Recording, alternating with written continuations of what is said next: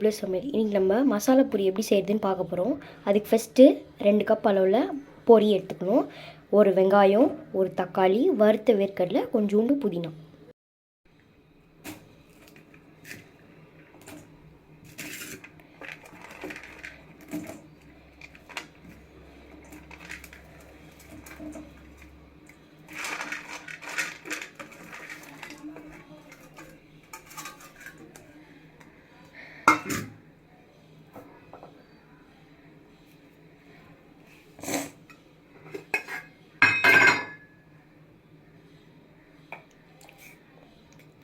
கொஞ்சோண்டு மிளகாத்தூள் போட்டுக்கணும்.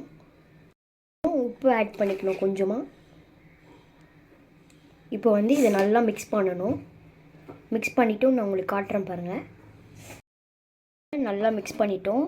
உங்களுக்கு வேணும்னா மிளகாத்தூள் எக்ஸ்ட்ரா கூட ஆட் பண்ணிக்கலாம். எங்களுக்கு இந்த கலர் போதும். ஸோ இப்போ என்ன பண்ணணுன்னா எண்ணெய் ஊற்றிக்கணும்.